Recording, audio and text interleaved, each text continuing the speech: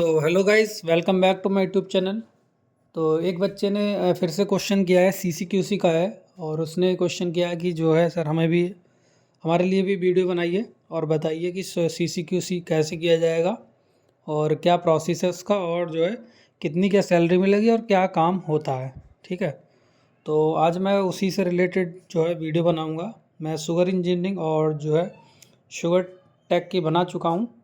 ठीक है, और तो सीज़न और सीज़न का ही पूछ रहा था कि सीज़न में क्या होता है, ऑफ सीज़न में हमारा क्या होगा, तो वो भी मैं आपको बताऊंगा। ठीक है, तो सीसीक्यूसी करने के लिए पहले तो आपकी एलिजिबिलिटी होनी चाहिए, आप पीसीएम होने चाहिए। ठीक है, आप जो है 12th होने चाहिए। और 12th होने के बाद में आपको एक फॉर्म भरना पड़ेगा जो अप्रैल में आता है। एंट्रेंस एग्ज़ाम का फॉर्म रहता है, अप्रैल मार्च में आता है। और जो है उसका एग्ज़ाम जो है वो आपका मई में हो जाएगा। और आप अगर सेलेक्ट हो जाते हैं तो आपका एडमिशन होगा एनएसआई में। और आपका जो कोर्स की ड्यूरेशन रहती है 4 मंथ की रहती है। बाद में जो है आपका जो है प्लेसमेंट हो जाता है। ठीक, इस बार की फ़ीस कितनी थी और कितनी नहीं थी, और उससे आप 5 या 10% बढ़ा के ही मान लीजिए, क्योंकि आने वाले टाइम पे क्या है, इसकी सीटें बढ़ा दी गई थी और जो है फ़ीस भी थोड़ी बढ़ा दी गई। ठीक है, तो कंपनीज़ का आपका सिलेक्शन होगा। सिलेक्शन वेरीज कंपनीज़ करती हैं। ठीक है, तो कंपनियों के सैलरीज स्ट्रक्चर वो अलग अलग होते हैं। ठीक है, तो आप किसी की 12,000 भी हो सकती है, 16,000 भी हो सकती है, 18,000 भी हो सकती है। ठीक है, तो ये डिपेंड करता है कि कौन सी कंपनी है और आपका इंटरव्यू कैसा रहा। ठीक है, और आपकी जो कॉलेज में मतलब क्लास में क्या रैंक परफॉर्मेंस है। ठीक है, तो अगर आप सेलेक्ट होकर आ जाते हैं तो फिर आपको क्या आएगा, सीजन में आपको क्या क्या काम करना होता है। ठीक है, आपको काम के बारे में बता देते हैं। तो काम आपको करना होता है, देखो आप अगर कॉलेज में हैं तो प्रैक्टिकल करेंगे, तो आपको ब्रिक्स कैलकुलेट करनी होती है। ठीक है, और जूस की ब्रिक्स हो गई, प्योरिटी हो गई, और आपका पोल हो गया कितना हो गया, और बगास में जो है मॉइस्चर कितना है वो भी आपको कैलकुलेट करना पड़ता है। ठीक है, और आपको पीआई कैलकुलेट करनी पड़ती है, पीआई की कैलकुलेशन आपको करनी पड़ती है। तो पीआई की मैं पूरी वीडियो बना चुका हूँ, तो प्रीपरेटरी इंडेक्स भी आप ढंग से देख लीजिएगा। ठीक है, रैपी पोल एक्सट्रैक्टर हो गया, तो वो आपको ये करने पड़ते हैं। इसके बाद में ये तो आपका मील सेक्शंस हो गया। और आपको बॉइलिंग हाउस में क्या क्या करना पड़ता है, जैसे आपको क्लियर जूस की पोल ब्रिक्स प्योरिटी हो गई, और फिर आपका जो है मैस्क्यूट है, उसका भी आप देख सकते हैं, बी हैवी या सी जितना भी उसका पोल ब्रिक्स प्योरिटी क्या है। ठीक है, वो भी आप चेक करते हैं। और इसके बाद में अगर मैं शुगर की बात करूँ तो उसमें कलर हो गया, मॉइस्चर हो गया, वो भी चीज़ें जो है वो भी चेक करी जाती हैं।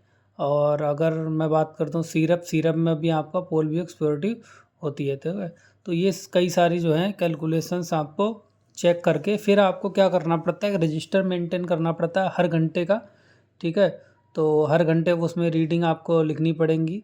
ठीक है, कि आपका जो है पानी कितना आया है, फिर मैचुरेशन परसेंट कितना है, और आपका बैग्स कितने हैं, ये सारी चीज़ें आपको एक डेटा एंट्री करनी पड़ेगी, पीआई कितनी आई है।